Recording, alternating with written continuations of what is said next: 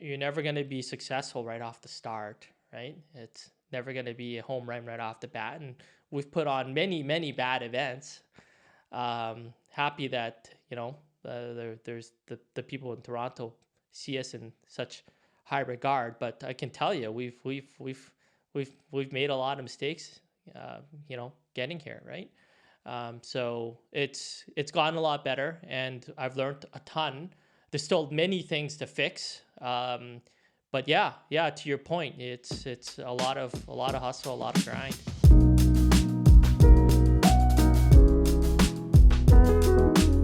Hey guys, this is Now, and welcome back to the KodaCast. Um, this podcast is about us documenting our journey with our passion project, Kodawari Collective. It is my aim to share our story and stories of people we meet along the way. Um, Hopefully, this inspires our audience to cultivate a mindset of growth and to chase after their own passions. Today's guest is Mark Seto. He is the founder of Driven, and we recently had the pleasure of attending our first real show at Square One, hosted by Mark and his team. That was our first time out at as a brand, as a team for Kodawari Collective. So it was a very memorable event for us. So welcome to the podcast, Mark. Thanks for having me now.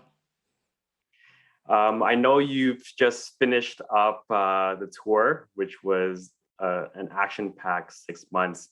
But I want to start off with the show that we recently were a part of, and tell me a bit about getting 600 cars into a parkade on a early Saturday morning. Well, you know, I wouldn't say we did it perfectly, right? There were some delays, and I apologize for those who did have to wait a bit. Wasn't our choice to be in a brand new venue. This is our third year in Toronto, and unfortunately, our third venue.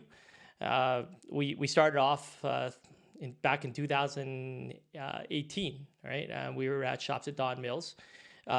We didn't have a lot of expectations when we came into Toronto originally. We know it's a big city. We know there's a lot of car enthusiasts in Toronto, and probably booked a venue that wasn't scalable, or what didn't scale well to the number of people that we actually had to the show.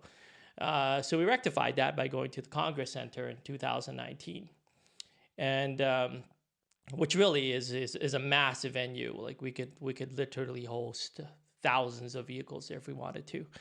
And then fast forward to 2021. We won't talk about 2020 because we know what happened in 2020. We tried to go back to the Congress, and unfortunately, the Congress now operates as a vaccination site, right? And I don't think anybody would appreciate getting a jab while there's a bunch of cars revving, right? So, we ended up at, with a great partnership that has been formed with the Oxford Group, which has these shopping centers across Canada. We were given the opportunity to host something at Square One. And Square One wasn't our first choice. We looked at some other venues, but it ultimately became the best choice, given we wanted something that was open air, something that was fairly central to all the Toronto people, and obviously someplace that could host a lot of vehicles. And boy, did they offer us a lot of space. So we said, well, let's do it, right? We know that we've got the amount of competitors that want to come in. We turned away quite a few people in 2018, 2019. So we said, well, let's see how many people can fit in there. And yeah, we did, over 500. I think it was about 550 vehicles, quite a few. But it was challenging. We learned a lot this year, and if we do return to Square One, I think we got some plans to fix it. But yeah, it was definitely challenging. What are some takeaways that you guys took from getting these cars up like 3-4 levels, trying to do it on a busy day at the mall, and navigating all that? Well, we we have a lot of experience dealing with a lot of vehicles. The part of the challenge with these parking lot shows, which everybody loves, they like the vibe that you get in, being covered or on the top floor of a parkade, right? And of course, being connected to Square One, that adds a lot of other goodness to the event. Um, I think the biggest thing is that we can't roll in vehicles the night before, because if we did that, it would be a security risk. We couldn't possibly protect everybody's valued vehicles overnight in a public parking lot, really, right? So we have to do this all in the morning, and we want to leave enough time so that we get a bit of sleep. We get enough time to roll these vehicles in, and then have enough hours or show hours open to the public. So it's very compressed now. It's super compressed. So we do some things such as like staging vehicles. We move vehicles to areas of the parkade where we'll keep them until we can at least get them off the public street. But there's always, there's always this gotcha that happens with rolling in vehicles. And what that is that every once in a while, in the case of Toronto, we started off at like 9 a.m. We even had some vehicles come in at 8. We were ready for them at 8. And it was a steady flow, even almost quiet up until around 10:30. And then it seemed like everybody in the world wanted to come in right at 10:30 a.m., right? Of course, right? That's what happens. And it's fun. It's different in each city. Because I remember when we did Vancouver once, everybody showed up at 8 a.m. and we weren't ready for them either, right? So if we tried to do some scheduling, we've tried doing that in the past. We had a very, finite, really detailed schedule that we did in Calgary. Didn't work well either, because people come late, things happen, and they also show up at the same time. So of course that did happen in Toronto, and we probably had a few people wait, close to an hour. I mean, even now, I bet you were stuck in traffic for some time before you got in there, right? Yeah, like when you kind of break it down like that, Mark, uh, it's just a lot of moving parts. All the competitors, all the vendors, everyone's kind of like making a mad dash to not only get the cars ready, but to kind of get their booth, getting all their equipment. So it's like a weird mix of trying to clean the cars, prep the booth, bring all the equipment, coordinate with the teams that you roll out with. So you're right. Even if you were to set a schedule, I'm pretty sure we wouldn't have been able to stick to it, because like you're trying to manage a business during the week, and then on the weekend, like trying to pull together a show like this. It's a lot of moving parts, and it never goes according to plan.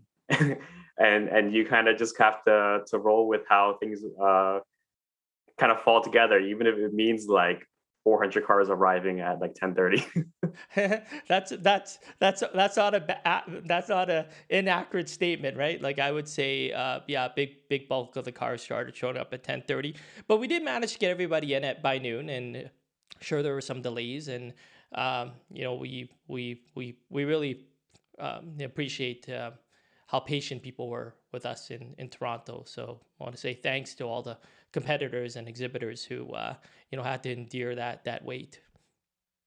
Yeah, yeah. No, I think it's been a crazy 2 years, Mark, and I think as a city and as a car community, we were just happy to see some like your team and people like your brand attempting these things. Putting together a show like this. It's no joke, man. It's a lot of work. It's a lot of dedication. It's a lot of sacrifice, and it's shows like this that really. We can't take for granted. It's teams like yours that really do a lot of things to help build the automotive community in a positive way. So yeah, thank you to you and your entire team, because I would definitely call that a huge success during amongst a pandemic with all the restrictions, with all the guidelines, and yeah, it was great. Thanks, Dow. We're a business, right? So I have to do it to put food on my table. So there's that bit of it. But the end of the day, Yeah, it was a challenging year. As you've seen recently, we didn't get to do the all the cities that we wanted to do. And for some of the cities, I can talk about it now. They're like, uh, t- people don't even know this. 3 days before Winnipeg was going to happen, I had an email drafted up, ready to press send to all competitors that we were canceling Driven Winnipeg. So thankfully we got an approval. There were some changes last minute by Manitoba Health, and that could happen in any city. That could happen. That was the biggest risk for us, is not knowing what was going to happen 5 days before the event, because we've seen how quickly the health authorities have moved on certain decisions, Yeah. and they've laid waste. There's scorched earth with a lot of the industry, right? A lot of this industry in terms of people who depend on mass gatherings. So yeah, there were some risks. We've lost money on events for the last 2 years, right? Halifax is a great example. We had to cancel Halifax 10 days before the event. They didn't give us much for options. We wanted to proceed with it, and we had some good support. But at the end of the day, 10 days to switch an event that was um,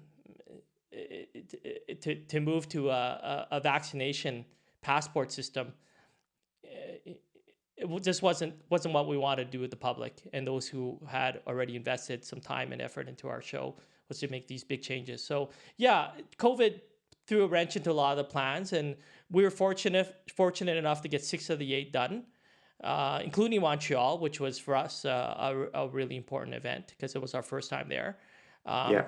But for places like Halifax, um, we didn't want to go back and put a half-ass show in, because 2 years ago we ran into a hurricane, which is a different story. But when we return to Halifax, and we will, it's going to be everything that we've committed to do when we started the Halifax journey, right? Yeah. And then Vancouver itself, those who know Vancouver and know their government know how difficult it is to get anything done in in Vancouver. So our expectation was, if we were going to have any issues in any province, it would have been British Columbia. And unfortunately, our Vancouver show, we never even announced a date. We never got to that point, right? So Yeah. No, six of 8 is a pretty good percentage in my eyes. But for Halifax, so they wanted you guys to switch to a vaccination passport, yeah. to allow people to come in and competitors and everything. Yeah, so the timeline is, they made an announcement saying, basically a week before a show, very very public announcement, they were going to move to what they call stage 5, which would have allowed for unlimited gatherings, um, but you still had to. There were so obviously some COVID restrictions, but the gatherings size increased to the point where Driven could run economically, right? And then the day before they were going to move to the last stage, um, they canceled stage 5 and basically said, they told us that we can host our event, um, but we would have to check for proof of vaccination from everybody, right? And having done that in Winnipeg, having done that in Montreal, um, who difficult enough. It hurt our numbers, obviously, right? Our demographic that we target is, unfortunately, probably the least vaccinated category in when it comes to age groups, right? So to do that and make that announcement and switch under 10 days before our event was going to happen, it didn't make sense for us, right? And yeah, we might as well talk about the hurricane. And 2 years ago, and this was part of it as well, is that we really did want to come back to Halifax guns a blazing, right? And we couldn't do that with the added rules. So we decided, in consultation with a lot of our supporters, including our our title sponsor, Carson Exports, that we were just going to move to a virtual event, and we did that. So we unfortunately had to cancel our live event, but we will be back in Halifax. So yeah, challenging, and that could happen, as mentioned. That nearly happened in Winnipeg. We got an extension, 11th hour. We got an approval to host a larger crowd, because they dropped from, I think it was 2,500 people to 500. There's no point running an event when you can only have 500 people there.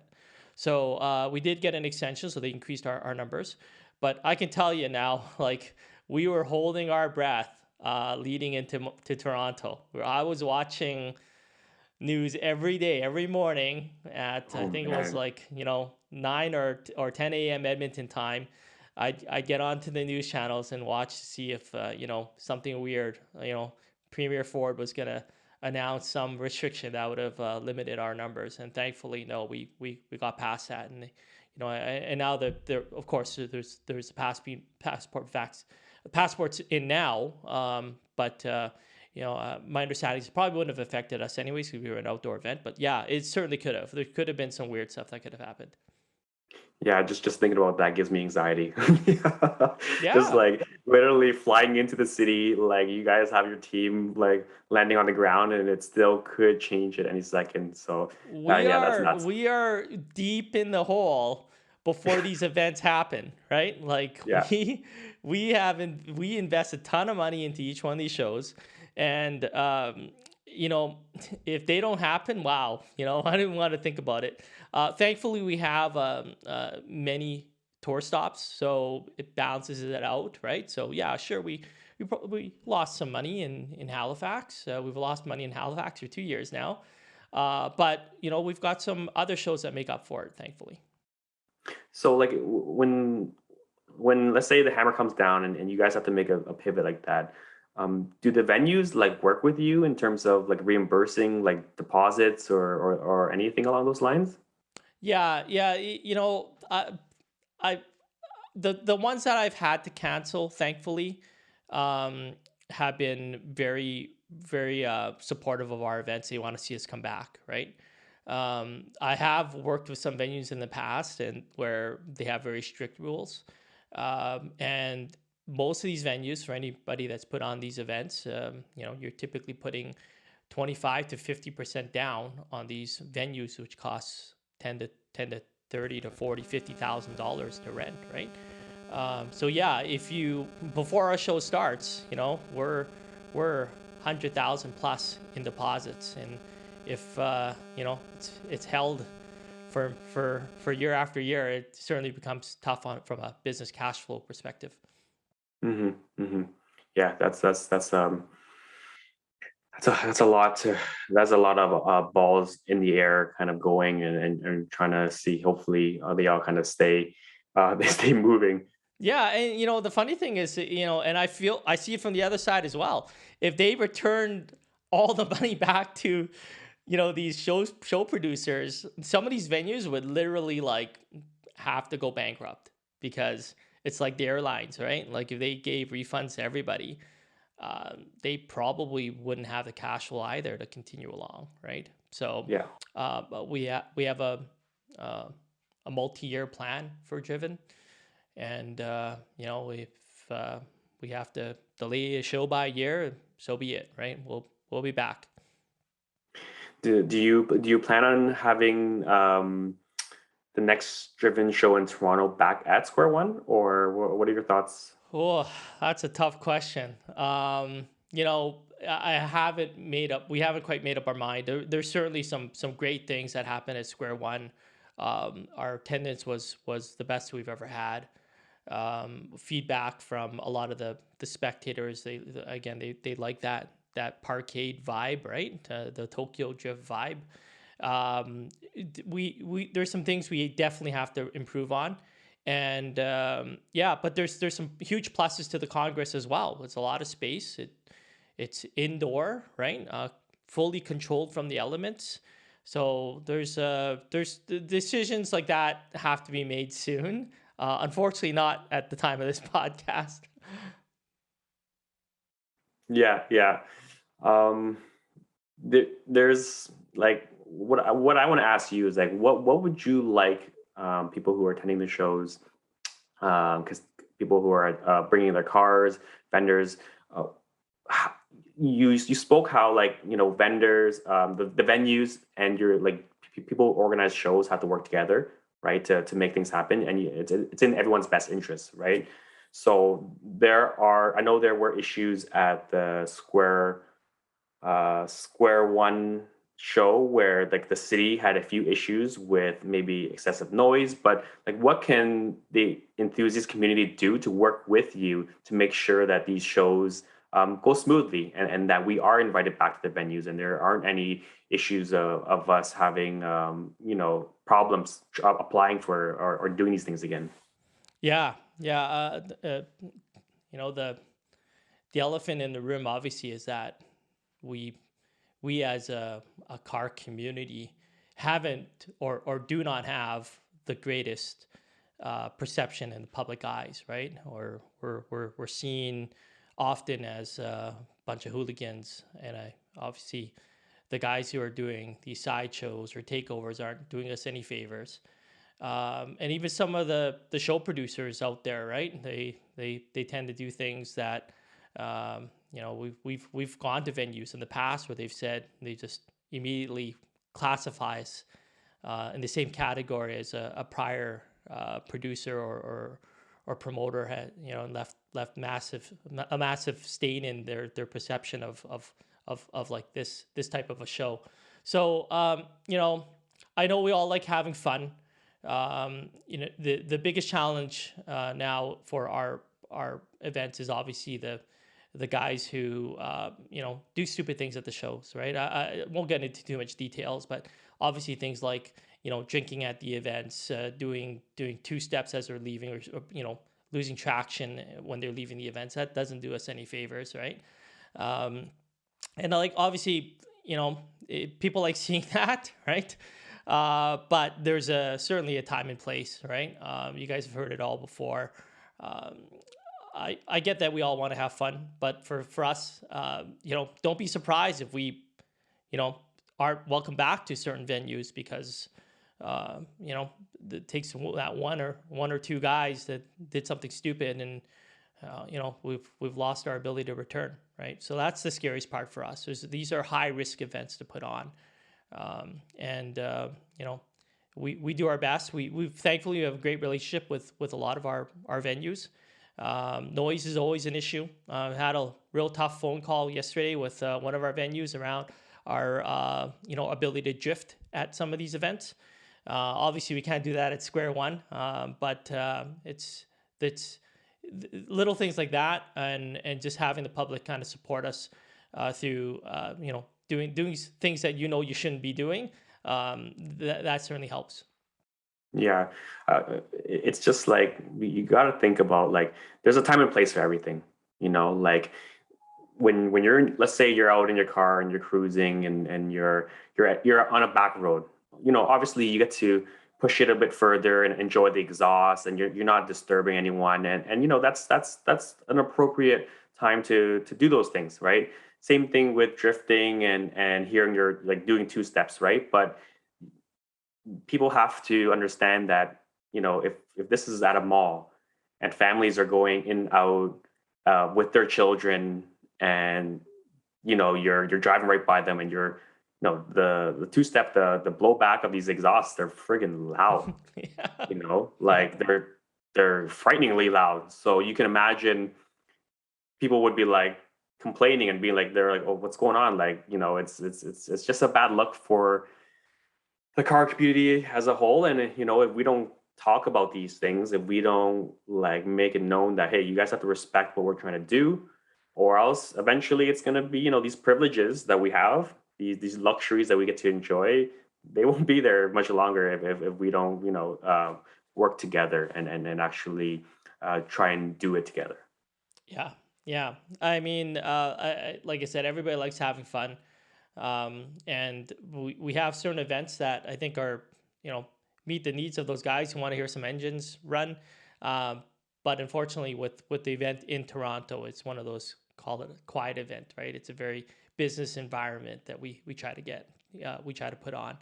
And it's funny because you look at the history of time, and I was just talking to Neil, who was on your podcast, our director in Toronto, about how these events, why isn't there this kind of like nightclub themed event where you've got music and cars combined, right? And Driven itself is kind of often seen as a more kind of like boring event in a sense that we are very business focused. We want to make sure that our exhibitors are able to conduct business at the shows, right? Because Kodawari, as an exhibitor of Driven, we have an obligation to make sure that when you invest in our show by putting on a display and paying for that display, because it's not cheap, right? Our bills are big, right? That you get some return out of that, right? And having loud music and guys doing two steps and guys revving their engines in the middle of shows don't really help that, right? So we try to put on a real business focused event so that anybody coming out to exhibit or sell or brand themselves at Driven have that opportunity to do so. Yeah, no, we really appreciate that because we wouldn't have been able to pull off our live podcast if it was extremely loud. Like this was our first time attempting something like that.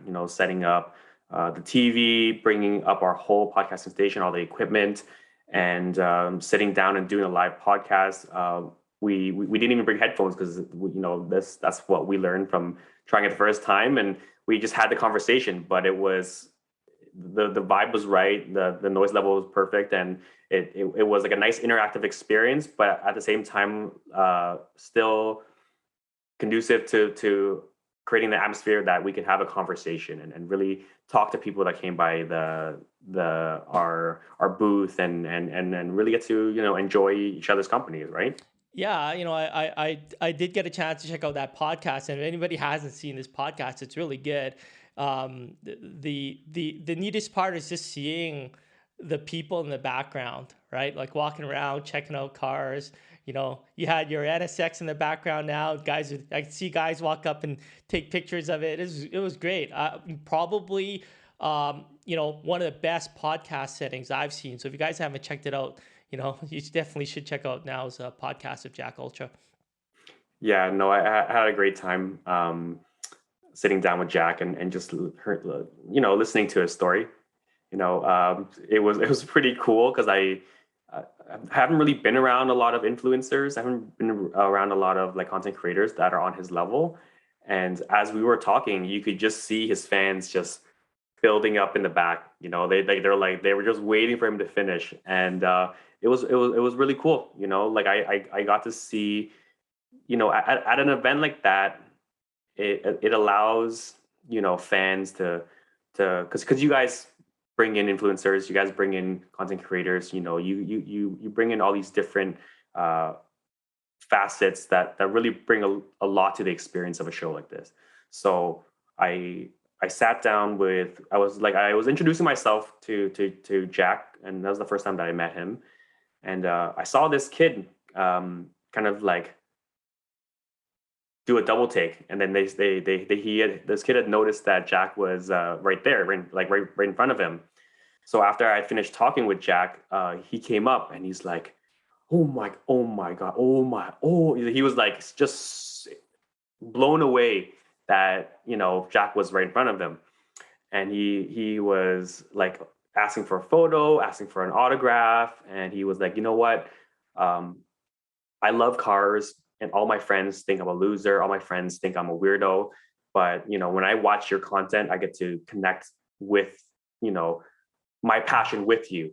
And it just really struck a chord with me. I was like, wow, like this is what it's really all about. Like this we all love cars, and we all have this shared passion. And for this kid to not really have a circle of friends that enjoy the same things he does, and to to really connect with someone online and be a part of that community, like, and then eventually meeting him in person. And those are the kind of memories that stay with you for life. And it was really cool to see for the first time. Yeah, we'd love to bring more, um, you know, content creators out to the Driven. This year was especially hard. Thankfully, we were able to convince Jack to come out, and he's got quite the story just getting to Canada. Cost me a lot of money, but I don't know if he got into details about Oh him yeah, yeah, he told missing me. his flight, right? And then we had to buy a last minute flight for him out of Seattle. And I remember texting him as I was boarding my airplane, and the stewardess was like, "Sir, you have to get off your phone." And Jack is messaging me saying, "What do I do, Mark? I don't know how am I going to get to Canada, right?" And I remember telling him that just book a flight. I don't care what it costs, right? And yeah, he thankfully Jack had some smarts and was able to get around Air Canada's awful customer service, Oh man. and book a flight. But it was very expensive. But yeah, it was scary. We've had some pretty interesting stories. Getting some of these these celebrities into Canada, some good ones, some that didn't end up well, some that some that I've had some real shock of, like 2 years ago. I can talk about it now, right? We were bringing Nakai-san from RWB, of course, to Toronto, and we couldn't get him into the country. We'll get into details about why, but we couldn't get him into the country, and he was stuck in the U.S. And again, we were like, okay, we have to get him here. There's thousands of people expecting to see Akira Nakai-san at our event tomorrow, right? And through some real smart moves, we had a couple guys drive out in the middle of the night, right? Had Nakai-san fly into Buffalo, of all places, and we told him to switch catch the first flight to Buffalo. We ended up in Buffalo. We sent 3 guys across the border, and they drove them across the border. And I remember it was, I don't know what time it was, probably 4 a.m. And they sent me a picture of them and Nakai-san, in Canada, right? Across the border. And that's when I finally got to sleep. Oh my god. So yeah, we there's a lot of these interesting stories. Jack wasn't as interesting. It just cost a lot of money to get him here, but we did get him here, right? So if we ever, bring in a celebrity and something happens, you know, uh, it's not the easiest thing to do, to get people here. So Yeah, yeah, no, that's a pretty crazy story, Mark. yeah. It sounds like it's right out of a movie, right? But um, yeah, that's nuts. Like I don't even know how you still have hair, man. That all that anxiety and It's stress. starting to Like you're go, telling me, bud. like he's like the most important person to come to the show, and you're like a day before, like customs, like, yeah, no, you're not allowed in the country. That's Yeah, that's the thing about these shows now, is that they're always high risk, right? Like if it's not yeah, COVID, it's something else. But yeah, we've for the most part we're scoring pretty well with this stuff, and like you said from the start, right? What did we learn, right? And you learn every time, and I think anything you see us do well, it's only because we've probably messed it up a few times and have finally gone ahead of it now, right? So yeah, it's been yeah. an interesting journey. Yeah. That's a good thing to kind of like remember, and just for like people listening in and everyone like trying, looking at everyone's like accomplishments or successes. Like before you get to that success, there's a process, and that means falling flat on your face. That's mean a lot of mistakes, but you really do have to have the courage to attempt these things in order to do that, or else if you're afraid of the failures, if you're afraid of looking stupid and all this, like you're never gonna show that growth. You're never gonna kind of really be able to give yourself an opportunity to I guess succeed in whichever endeavor that you try and go for, right? Yeah, yeah. Like it's like setting sail is always the toughest part, right? Like I mean, you probably just recently experienced this yourself now, right? With your new shop and with Kodawari Collective and the podcast. Um, you're never going to be successful right off the start, right? It's never going to be a home run right off the bat. And we've put on many bad events. Happy that there's the people in Toronto see us in such high regard. But I can tell you, we've made a lot of mistakes. Getting here, right? So it's gotten a lot better, and I've learned a ton. There's still many things to fix, but yeah. To your point, it's a lot of hustle, a lot of grind, right? Hmm. Hmm.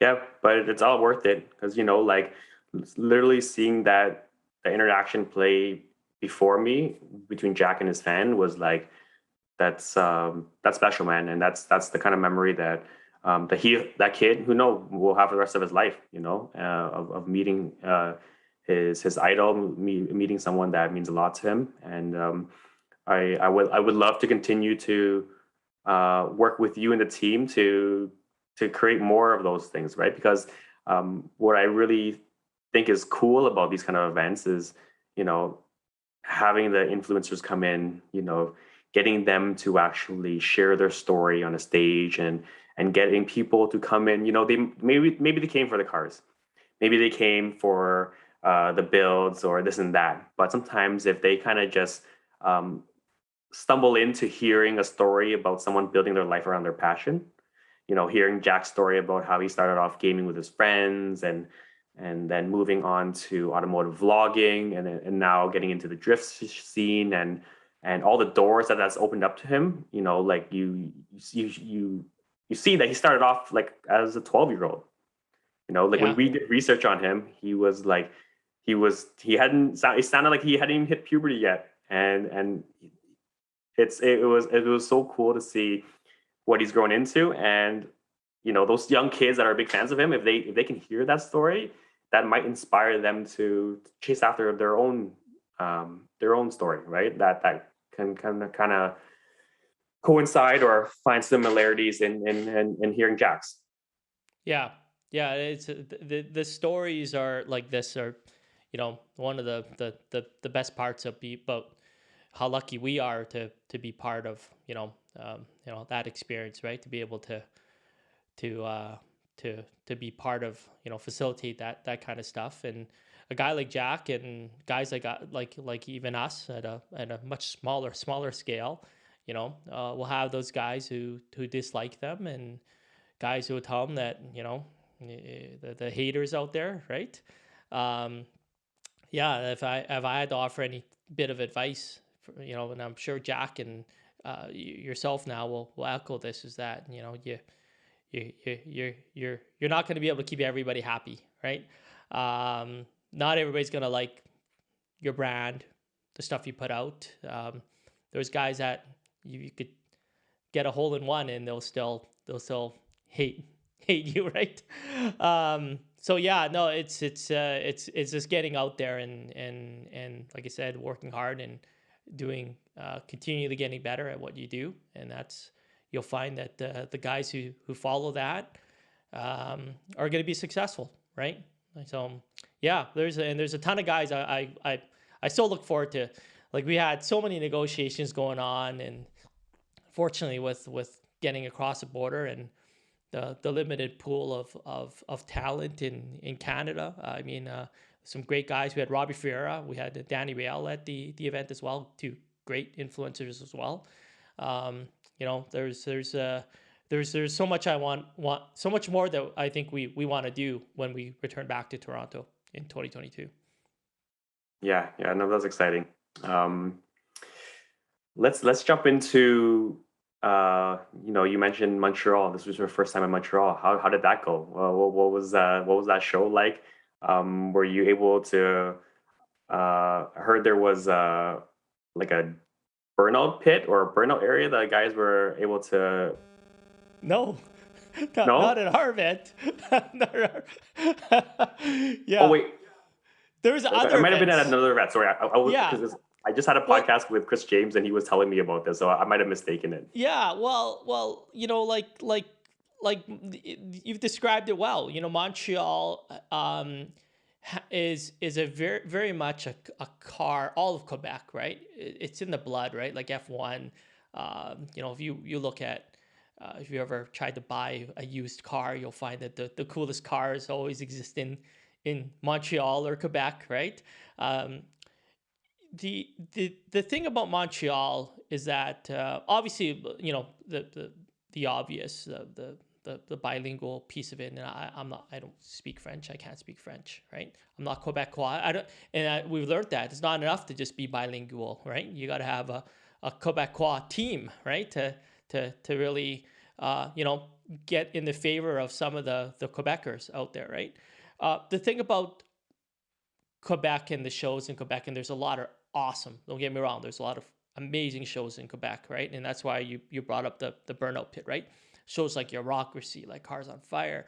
They all seem to take place at racetracks, right? So you got these events where they drift, they drag race, they're on the road course, and then there's a car show as part of it, right? And they're great events. There hasn't been, call it a static car show for some time in Montreal, which has been at the scale that we as Driven want to be at, right? So we decided a while ago that we to call ourselves a national tour. You needed a few things, right? It wasn't enough to be in Vancouver and Halifax, right? Um, you had to be in Quebec, right? Quebec is and Montreal so important in terms of like a national identity of a Canadian, right? So we knew we wanted to go to Montreal, but we also knew that Montreal was a very challenging city for obvious reasons. You needed to the language thing, of course, but we want to go in Montreal and we want to accomplish two things. We wanted to have a well organized show. We wanted to make all the exhibitors and competitors and the spectators really happy, right? But going in there wasn't this sense that we had to be profitable. Wasn't this sense that we had to have, the doors busting full of people. In fact, we it was obviously the lowest attendance we've had in our shows this year. Still a very good attendance, but a lower attendance, exacerbated by the fact that we had to check for proof of vaccination. So everybody coming through the doors needed a passport. But what we did manage to do, and I'm really happy to say this, is that we had almost 300 competitors. Feedback from the event was really good. Obviously, there's going to be some unhappy people from judging. We knew that going in. But everything that we did want to accomplish in Montreal, I think we did. And the venue was good. It was the first time. It was technically an underground car show. So, Square One, we're on above ground on higher levels. This was actually technically underground, right? But with open air as well. So technically an outdoor show. So it was a very unique venue. When we announced where we were going to go, it was at this a very large shopping center called 1030 Distant, and it was for a lot of people there, they just thought it was the coolest place to be at for a car show. So yeah, if we can go back and the venue will have us back again, and it sounds like they do want us back. 100% we'll be back in Montreal, right? So, but when you talk about Canada, and we get emails about this every day now. I think we are very, very close to the end of where we'd probably be touring. So, we get the odd email from a different city saying, when you're going to come, when is Driven going to come to Regina? When are we going to be in London? When are we going to be in Kelowna, right? Or Victoria? I think we're we're not going to Ottawa. No plans to go to Ottawa. But no, I think we're pretty happy with the 8 cities we're going to now, and part of that also is that it's a lot of work, and adding another show is a lot more work. So we're pretty Yeah, happy where we're yeah. at right now. I don't blame you, man. After hearing stories like Nakai and getting getting all these moving parts is like, yeah, no, it's good enough. I'm good with it. The funniest part is about this year is that Montreal. Speaking about Montreal specifically, the day we held Montreal, our event in Montreal was kind of like a three milestones for us, right? The first milestone was obviously we were in Montreal, first time in Montreal, so that was really good. The second milestone was actually that was our first back-to-back-to-back event. So we did Winnipeg, then Toronto, and then Montreal. So 3 events back-to-back-to-back with flying, right? So real toll on the guys who had to travel with me. And then we were going to do Halifax week after that. And for those who, I can say now, we were going to do Vancouver the week after that. So it would have been 5 shows, but thankfully 3, and it was very tiring. And then the third milestone is that we actually host like a race event, very similar to like what I've described, like a Bureaucracy or like a CSCS, where we do a drag race, a show and shine. There's motorsports parks that we host this at, and we actually hosted event the day we hosted our event in Montreal. We had a sub team, so talk about teams, right? The company that I own ran it. I was in Montreal, but we actually had another team running a race event in Edmonton the same day. So that was our third milestone. So very busy day on September 25th. Oh man, that's action packed for sure. Yeah.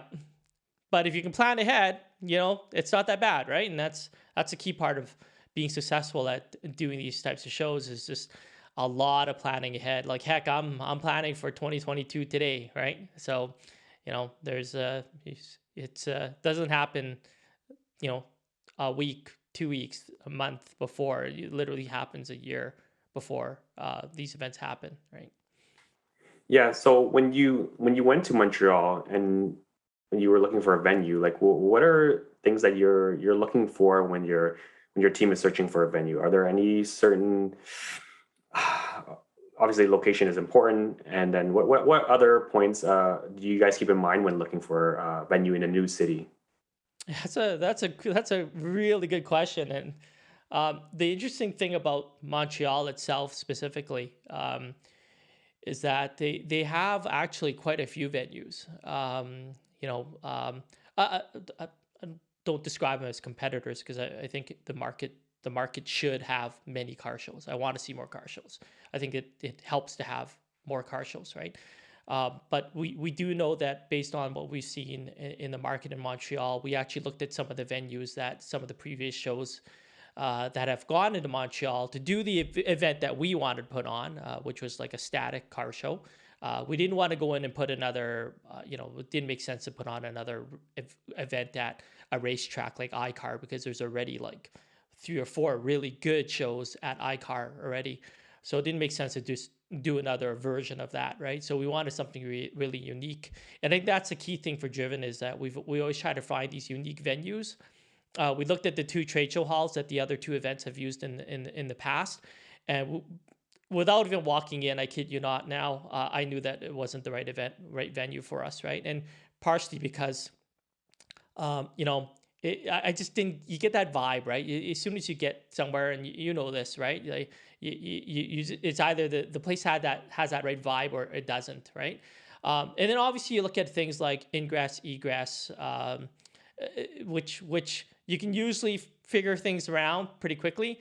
Um, uh, we ended up, funny that this was by pure fluke, right? We ended up staying at a hotel that was literally above the parkade of Distant, where we hosted our event. So by sheer fluke and luck, we checked into this hotel, and we were there at the shopping center, and like, whoa, check out this parkade, right? We made a phone call that morning to Oxford Properties.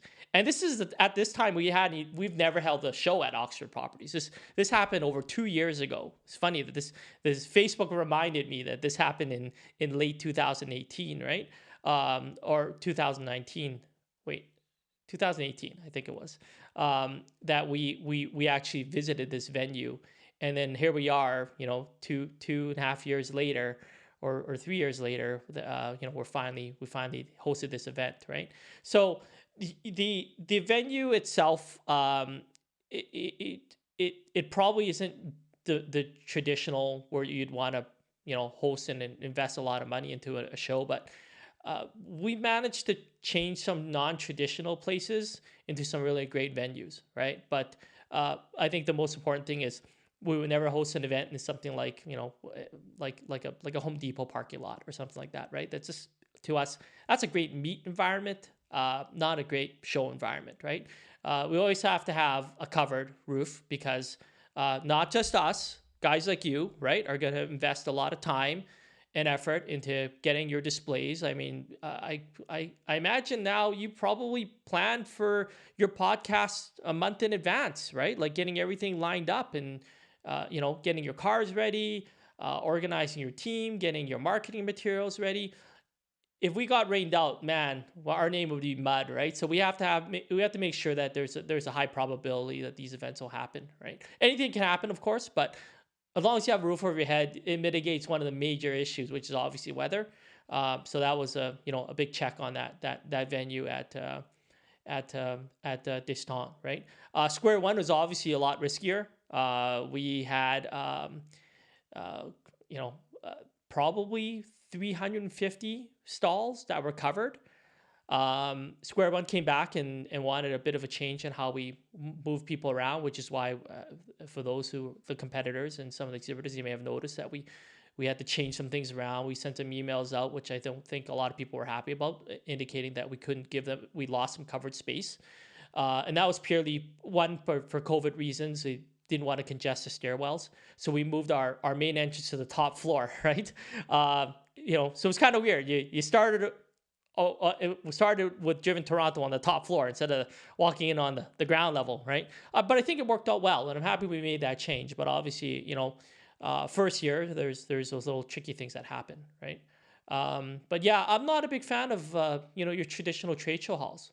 I think there's only 3 of the 8 shows that we do are at your traditional trade show halls, and for those events that are in the traditional trade show halls, we try to incorporate things like, we'll have like limbos, we'll have like drifting, we'll have an outdoor show off, right? So we'll try to do some fun stuff if we do end up in a traditional trade show hall. But yeah, we always, it's got to have that right vibe, that right unique kind of like cool factor to it that makes a really good venue. Out of all the shows you've done, Mark, favorite venue so far, like the one that's your like it was amazing. Yeah, without a doubt, and I mean this is this is the coolest venue I think in Canada. I mean, guys in Montreal and in Toronto probably remember the days when they were hosting events at like the Sky Dome and like like these massive indoor halls, and we have one actually in Calgary. It's called the Olympic Oval, 60-foot ceilings, clear open span, full 175,000 square feet of open space. You walk in there and the hairs on the back of your neck stand up, right? It's just a massive venue. Very difficult to operate in. Again, a non-traditional. I think we're the only guys who do an event in that venue at that scale. But yeah, to me, it's a cool event. We've been there. Of all the events that we've hosted, we've been there the longest.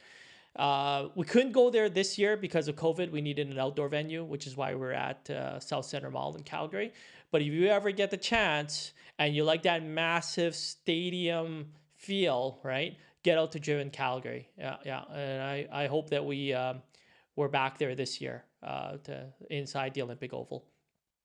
Yeah, if you guys are back there next year or for 2022, I might have to fly out and see what that was like, man. Because it's funny because I've spoken to people who have been in the car scene for a long time, and everyone always in terms of shows, everyone always talks about back when Importfest used to do, they did a show at the Sky Dome, Yeah. Yeah. and they were like, it was epic. It was epic just to be in that kind of venue. Yeah. And I mean, I completely understand why they're not there, because the bill is absolutely astronomical, right? And guys are like, oh, you got to go back to the Sky Dome, right? Or you got to go back to, I forget the place in Montreal, but the beautiful venue as well, right? Their big stadium. Guys are not going to pay $400 to park their cars in the show. Even some of the other promoters will attest to this, right? We charge $85 a car to be in our show, right? At $85 a car, we lose money, right? Because we got to give you a couple tickets. It takes up a lot of space, right? So if it weren't for guys like you now and exhibitors, the economics that you charge, $85 for close to 200 square feet of space, you lose money, right, at these venues. So if you want to go back to the Sky Dome, if guys want to see shows at the Sky Dome, be prepared. I'm not even exaggerating. $400 to break even on getting your car in there. If guys want to start paying that, I sure as hell wouldn't, right? But if guys want to, you can find 400-500 guys who are willing to pay, $300-400 to park their cars at the Sky Dome, then yeah, maybe it can be done. But unfortunately, those venues are so expensive, right? Yeah, I can't imagine what something on the level of like SEMA, trying to organize and operate like like an event or a show like that would be. That just it's really really awe inspiring. Yeah, yeah. It's there hasn't been easy money to be made for us from us yet, right? I'd love to make easy money on this, but yeah, there's obviously some events that we've grinded with for many years. Like obviously, Calgary helps pay for part of the bill of putting these events like in Montreal on, right? It affords us the ability to use the capital from that event to invest into a new event like Montreal, Vancouver. Gosh, Vancouver is probably the most expensive city to host a show in, and you know, uh, for us to be in Vancouver for the amount of years that we have been in Vancouver, we have not made any money in Vancouver yet, right? So it's just part of being in business, right? You continue to invest, and eventually, there are shows like Winnipeg that didn't make us money for many years, and now it's finally getting to the point where it's adding on the positive side for us, right? And I'm sure in a few years, I would hope that all our events are profitable, right? Yep. It's you're building that brand. You're building that presence in the car community. So I think this was our first time coming out to Driven, and now that we know what you guys are all about, and this podcast is a format of sharing what you guys are all about, and we want to support that. We want to continue to help each other grow and continue to enjoy these shows and all these things that the car culture and car community has to offer, right? Yeah, So yeah. Now I've got a proposal for you right now, right? so One of the crazy ideas that were floating around in our heads, and I don't think this is going to happen, but probably bits and pieces of it will, right? Is that we are thinking of like crazy idea, 8 shows in 8 weeks, right? So would be really cool to see guys like you, right, attend every one of our shows. You can see every one of the cities, see what every car scene is like, right? We'll start in Vancouver or work our way all the way to Halifax, right? Travel with us to each one of the shows. Maybe we'll rent a few car haulers and throw all your podcast equipment along with ours, right? Love to have you come out to every one of these cities. no, that would be amazing because I am very curious to explore and see what the car culture and how it's different from city to city, from country to country, from continent to continent. Like that's actually something that I'm very passionate about learning, and I know it's further down the road, but yeah, man, I would love that. Just going around and talking to people, talking to other enthusiasts, sharing their stories, talking to content creators, businesses, um, everything in between, and being able to explore that with the team. Enjoy the city, enjoy the car culture. Um, as crazy and as hectic, and I know like flying back and forth between time zones is no joke. Like your sleep is your circadian rhythm it's all over the place, I'm right? still I'm still on Eastern time, buddy. I don't know what it is. Yeah. I'm stuck on Eastern time. I'm still waking up at 6 a.m. and going to sleep at 10. But yeah, it's been a hell of a journey this year, and I have the luxury of seeing all the good stuff that happens, all the wonderful people you meet, and like now I if put that on your bucket list, man. If you, as a car guy, you really need to see, and I'm not saying go to the driven events, right? But fly out and see the rest of this great country, see the scene in each one of these great countries, each one of these great cities. There's just so many neat things that you can be part of, right? And just learn from, what's cool, right? Toronto obviously has its own, won't get into details about what's good and bad in Toronto.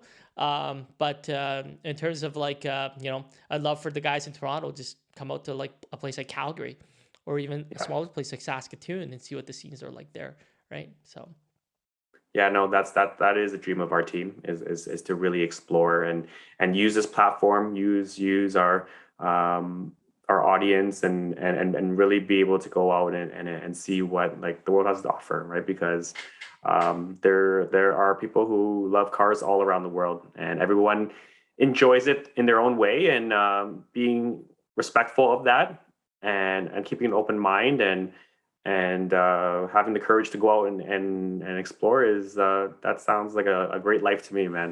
and I mean, that'd be a podcast I'd like to listen to, right? So, you know, Kodawari in Vancouver. Let's do it. Yeah, let's do it. Yeah, I know you have a hard stop at 3, so I want to be respectful of your time, but let's finish it off with a few quick questions. Can you think of your favorite failure that led to something unexpected, that was a success, or that you really enjoyed or appreciated? Hmm. Oh gosh. Maybe during one of the shows, maybe you know. I think we'll go back to the Montreal, right? The it- the I wouldn't call it a failure, right? But we weren't able to do our event in Montreal the first year. We just weren't ready for it, right?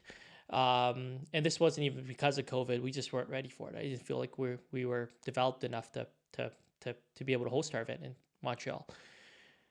But what that led us to actually was a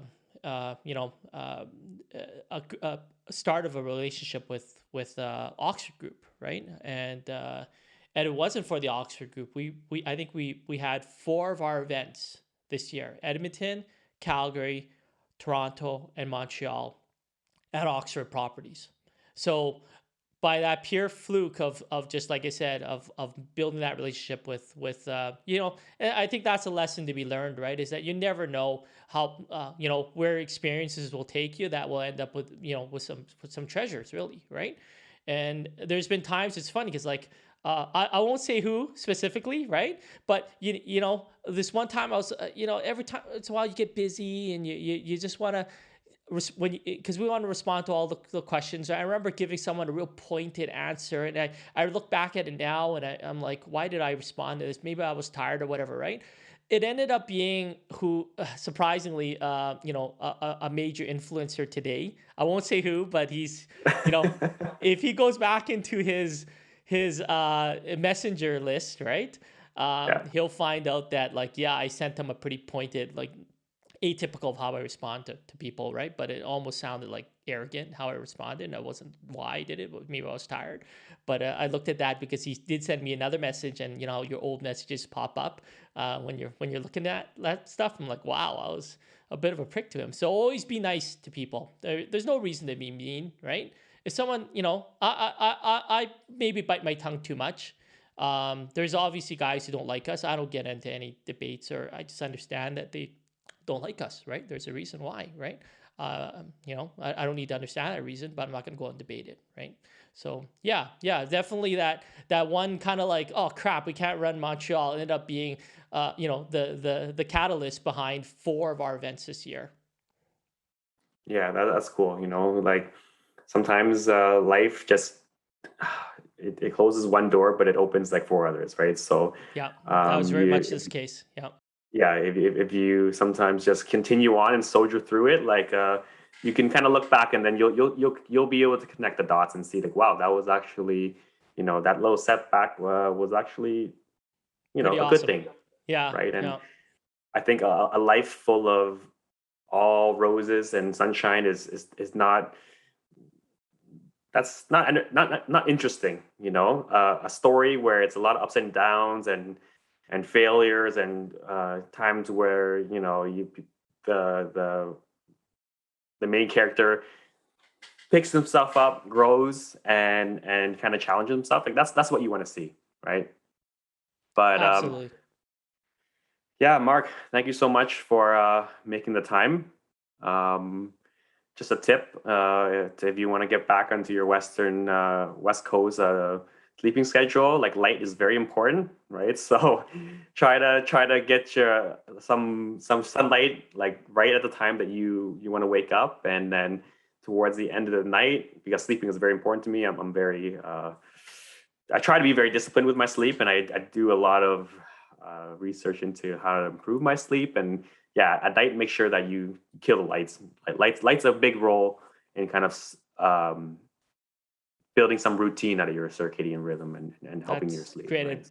great advice.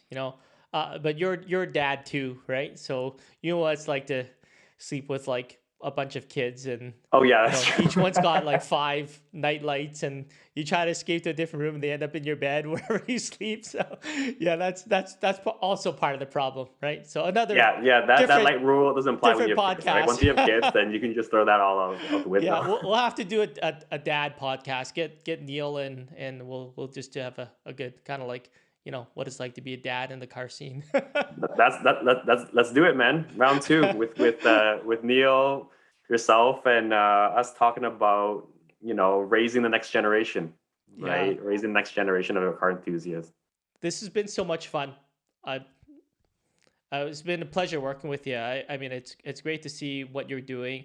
I think the way you're building your brand through content is what everybody should be doing. So I'd like to turn the tables and get you back onto one of our podcasts and talk about how successful that's been for you as well. There, so getting Kodawari on the Driven podcast would be really cool as well.